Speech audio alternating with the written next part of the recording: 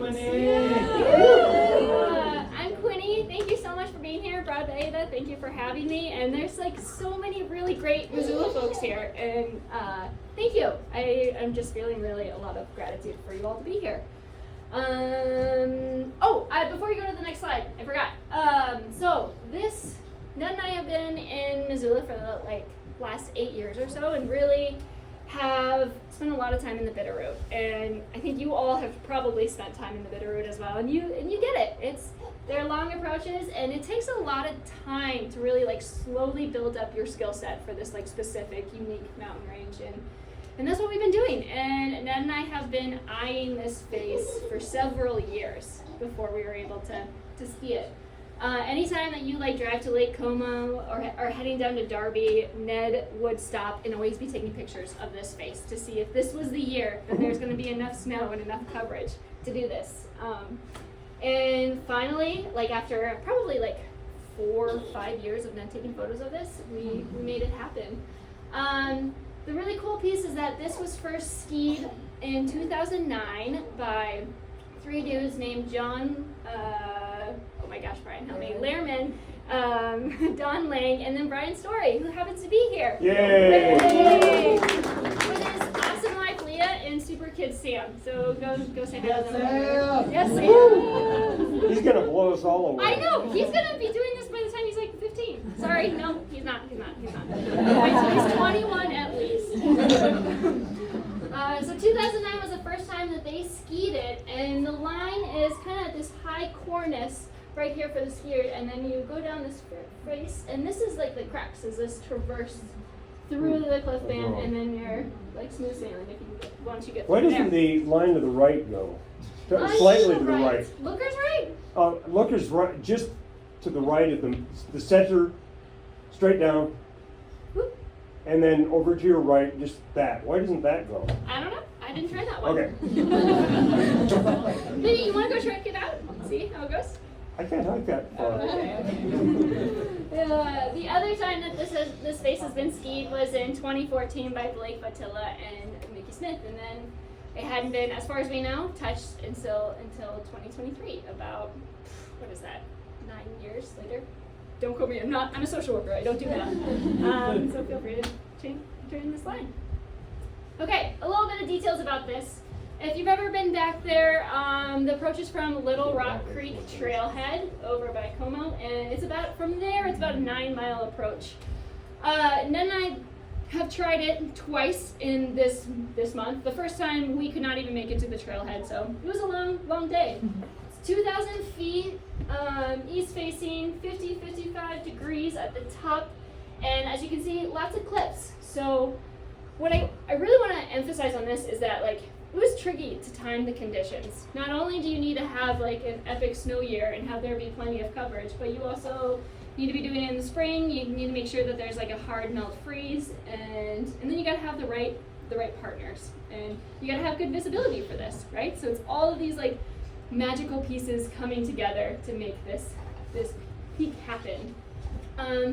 And if you remember last spring, we had this epic winter, but then it melted away pretty quickly, right? We didn't have a big spring ski season, and so on April 29th, Ned and I had already tried this a couple days before, and it was no-go that time, and this time we're okay, this is the last time we will be able to try this year, just because of how warm it was getting in the middle of the night. And so we camped at the trailhead, and the plan was to wake up at midnight and leave at 1 a.m.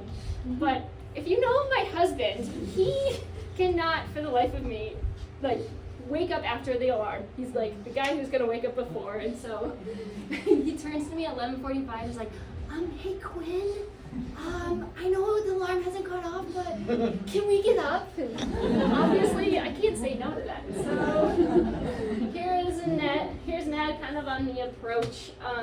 When we were leaving the trailhead, there was still snow there, and I remember taking the first steps on right next to the sign that says Rock Creek Trailhead, and it was a big step and then post hole, big step, post hole, and that never feels good when you want to melt freeze, right? Not heartening. So our goal at that point was if we can just get to the lake and see if it'll be like a supportable crust there, and then we'll continue on. So as you all know, mountain days, you just never know what's going to happen, and you hope for the best, but yeah, we're prepared. So here we go. Oh, sorry, no worries. Here's a photo of me climbing up the top part of the face. We chose to climb the face, and I know like it depends on the day, it depends on the people, but for us it made sense to climb the face to really get an idea of what it was going to feel like to ski down and understand like, okay, where's the ice at, where is like good snow, where do we think it might be melting a little too fast, and you think like the 50-55 degree slope is like the scary part, and yeah, you had to be on top of that, but the part that I was most nervous about was the cracks. And this is a photo Ned took from Koch Peak maybe a year ago, before we did it? I can't remember. A couple years before. So, weeks, okay. So not really accurate, but you can see we've got cliff bands and then this like rock band in the center, and it was hiking up through here. It doesn't look like it's that big of a deal, right? But we had to go on these cliffs in the rocks, and the rocks had this like 4 to 5 foot like cave-like feature between the snow and the rock, and Ned, it was like for him just like a easy. We had our ice tools out. It was an easy like high step for him, but for me, I felt like I was Sylvester Stallone in Cliffhanger, like both hands as high as I could get, and then I got my crampon even higher to get over it. So, you know, I really felt like I had to fake it till I made it in that moment. But while like climbing up above it, obviously that crux is going to be in the back of my brain. I'm like, what's that going to be like to ski through? Go ahead.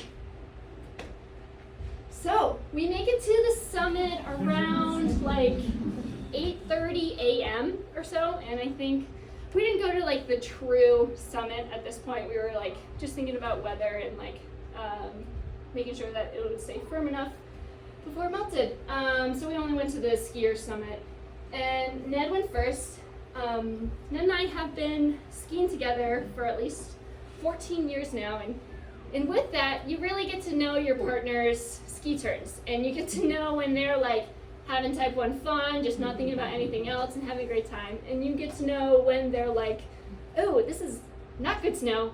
Ned, could you go first? Yeah, that doesn't look good. I'm gonna go over here. So luckily Ned was willing to go.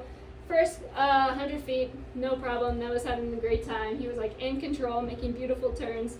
And then I heard this, and his tail slipped a little bit. But for Ned, no biggie. He caught himself, not a problem. But he yelled at me like, hey, ice, we gotta sidestep down a little bit. And that's when I got a little puckered. Head and turn. So, my friend Erica back here coined this term called the Committee of Tiny Ericas. Now I took it as Committee of Tiny Quinns, where anybody ever watch Big Mouth at all? And there's this, you know how there's a little like anxiety mosquitoes that are buzzing all over your brain? That's a Committee of Tiny Quinns, and they are brutal AF. Let me tell you, they are like telling me just like the most terrible things about myself. Like watching Ned, who thought this was a good idea? I'm not ready for this. I have not skied enough. I am thinking of any excuse possible. Even like, you know what? I didn't poop today. I can't possibly do this. What do you expect of me? And then they get a little bit bigger of like, you know, Quinn, you just had this like emotionally and physically draining medical procedure. Are you sure you're ready for this? I mean, you turned around like 10 days ago because of that. And then like, am I good enough? I'm putting us in danger. And then the biggest terrible committee of Tiny Quinns, I don't belong here. So, what do you do in this moment, right? I take a deep breath, and I think I want you to turn the slide. Try the slide. Let's see what happens. Okay, no, go back.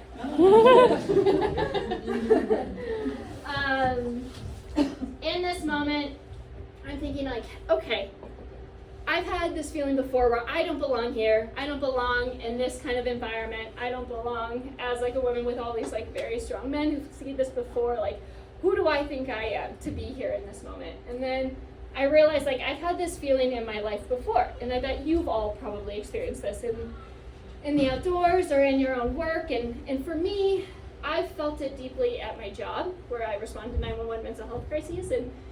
And as you can imagine, we all live in Montana. Mental health, there's still a very large stigma about mental health, and especially in our mental health system and in 911. So it's taken years for police officers, firefighters to be comfortable with Erica and I responding instead of them. And you can imagine, like, responding to a call and you're next to someone, like, let's say a deputy, and he's got bulletproof vest and he's got guns on him, and then he walks up to you and like, I'm in jeans and I've got a little name tag that I'm holding on for dear life to show that I'm valid and I belong here. That's like all I got. And in that moment, he's like, okay, your turn. I can't get this guy to do whatever I need. And again, I take a deep breath, remind myself that mental health professionals belong in the 911 system, and they are the right response for a lot of things.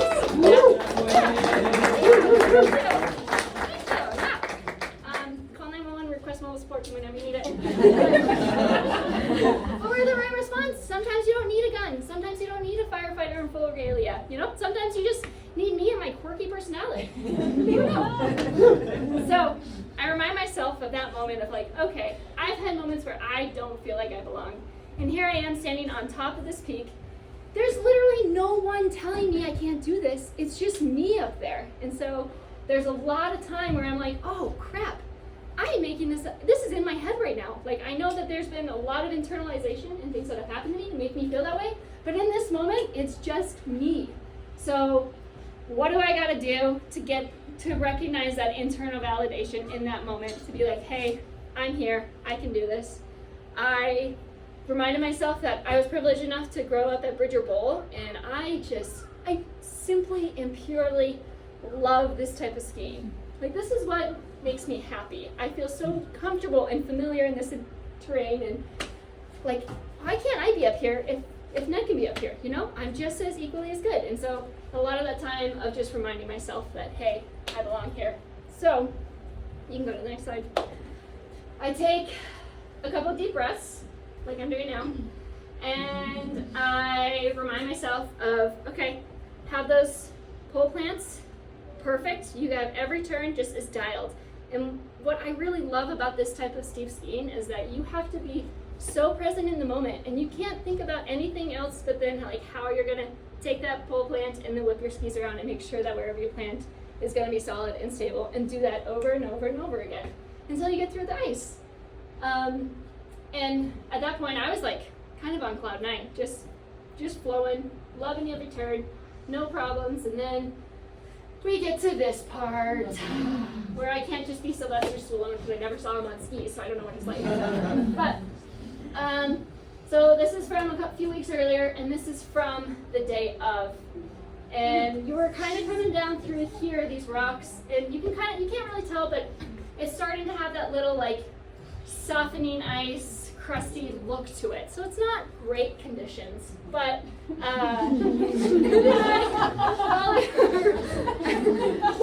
been calling this was like an acid drop for both of us to do this. Ned went first. He did it beautifully. I mean, Ned's kind of like this cool as a cucumber guy, like no problem. He waits kind of at the base, and I'm like, okay, Quinn, I can do this. And luckily, Ned was waiting at the base, or like kind of just at the base of this piece. And if you haven't seen him, he's like part Sasquatch, part Greek god. So having him kind of right there waiting for me, was great. Going through it, my skis had to leave the ground, had some air, and then stomped it, and then we rolled out. So, go ahead. Yeah. This will be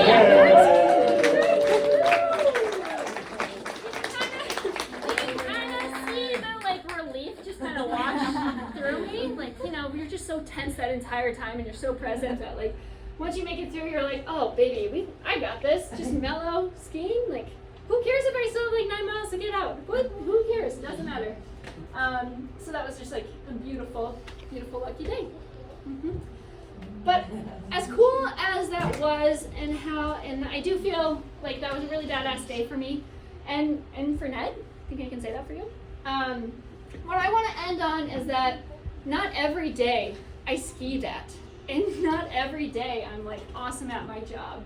And some days I am literally just up and not crying on the skin track, and that's where I'm at. And I think it's important to remember that like you can have badass days, but badassery looks different every day, and you can't compare from your like best day outside to like where you are now. It's really about like where you are in this moment. And some days just like getting out on the skin track, even if it's for like a 500-foot ski lap, is badass, because who knows what else is going on in your life. And so I think this quote is really important to me, that the idea that we are strength and struggle. And here's a picture of me on the first time we tried El Cap, where I wasn't feeling it. You can see the weather's pretty terrible behind, and so we turned around and I just ate Peeps. Like, that was badass for me. Like, you know, I'm eating Peeps. Or like maybe another day is like I'm at the end of the Rattlesnake Traverse, and the snow is just like, you can see I'm trying to break trail and I'm just collapsing into the snow and want to cry. So with that end, I just want to remind, like, I don't want this to be something about like me being really cool, but I'm so much more than that. And there's this struggle that I don't think we get to talk about. And I just want to remember, if like your day being badass is like you decide to say no and not go on something, or you're like, you know what, this feels uncomfortable, I'm going to say no. Or if you just need to stay home and bake cookies, like that is badass too. So thanks for listening.